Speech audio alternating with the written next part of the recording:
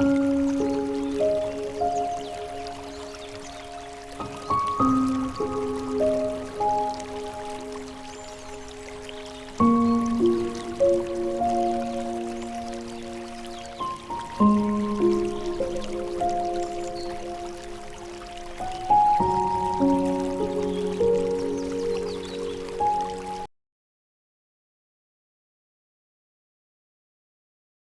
કરી ગનો વળાંક આપી અહીંયા મેડું ભેગું કરશું એટલે શું થઈ ગયું? તો આપણે કયો અક્ષર બન્યો ભાઈ? એનો એક અક્ષર દ. દ ને આટલી લીટી કરી આટલા ઊભો સીધો દંડ કરશો એટલે કયો અક્ષર બન્યો? એનો એક દ છે. આ દડાના દ ને આટલા ઊંધી લીટી કરશું તો આપણે કયો અક્ષર બને છે? ઈનો એક દ છે. દ ને આટલો વળાંક આપણે આપશું અને પછી સીધો ઊભો ઊંધો દંડ કરશું એટલે અવળો દંડ એટલે કયો અક્ષર બની ગયો ભાઈ? ઈ.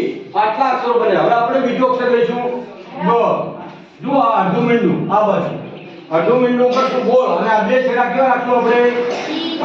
તમારે યાદ રાખવાનું કે અહીંથી ત્યાંથી પેન્સિલ જેટલી લીધી એટલે આના બરોબર જ લીધું થઈ ગયું. ખબર પડે નહીં તમને? પછી અહીંયા તમારે ઊભો આવો સીધો પાસે આવો દંડ કરશો. દંડને આમ સીધો કરવાનો. આવો દંડ ત્રોસો કરવાનો નહીં. તો આવો અવળો દંડ આમ કરવાનો નહીં. સીધો દંડ તમે અક્ષર કરશો એટલે સીધો ગ બની ગયો. શું બની ગયો? એના જો તમે આગળ લખો તો એનો શું બની ગયો ભાઈ? કયો મૂળાક્ષર બને છે? ર બને છે. ર ને આગળ એનો ર લખી અહીંયા અડધો આપણે સીધો દંડ ખેંચશું તો કયો અક્ષર બને છે? હવે એનો ર લખી અને પાસે આપણે દંડ લખશું એટલે રા લખશું. શું લખશું? આને અહીંયા લીટી ખેંચશું તો શું બની ગયું ભાઈ?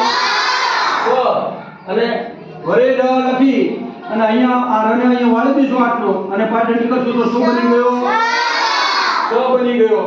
એનો એ આ ર ને આ વાળી પાય આ લખી આ રા લખી અહીંથી આટલું લીટું ખેંચીને અહીંયા વળાંક કરશું એટલે શું બની ગયો? અ બની ગયો. તો આટલા કેટલા અક્ષરો બન્યા આનાથી? ર થી 5. આના ગ ના વળાંકથી 6 અક્ષરો બને.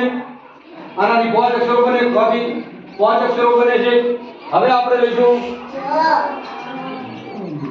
આની અંદર તમારે આ વળાંક હતો ને આટલો વળાંક આગળ ખેંચવાનો. એ ના આપવાનો આટલો આગળ ક ખેંચી ગ મોટી આ સીધું લીટી કરવાની એટલે શું બની ગયો? ખ્યાલ આવી જવો. આ બાજુ જુઓ બધાય, મારા આમ જુઓ બધાય. આને ભૂલ હતી તમારે આવી ભૂલ થવી જોઈએ નહીં. આ સુંદર અક્ષરો લખ્યા. ધન્યવાદ ધન્યવાદ ધન્યવાદ ધન્યવાદ. જુઓ દ પછી છ છ ઈ. આમાં તારે નમાં તમે ભૂલ કરી. ન ઉપરની લીટીને અડાડવાનો નહીં. સીધો દંડ કરવાનો. આ સીધો દંડ કર્યો. આ બાજુ જુઓ આ દંડ કર્યો સીધો તો ન વચ્ચે અડધી લીટી આમ ખેંચીને માળી દેવાનો. આ શું બની ગયો? ઉપર લીટીને અડવો જોઈએ નહીં.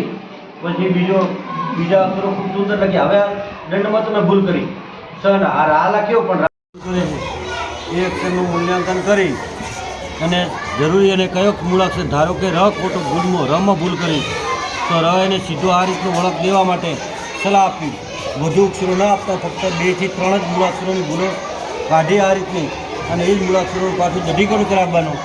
એટલે બાળક એમ સાચા અક્ષરમાં લખીને આવ્યું કે નહીં એની ચકાસણી કરવાની. ધારો કે આ હ તો હ ને એ ના બાળકે ભૂલ કરી છે તો હ આ રીતનું સુંદર લખવામાં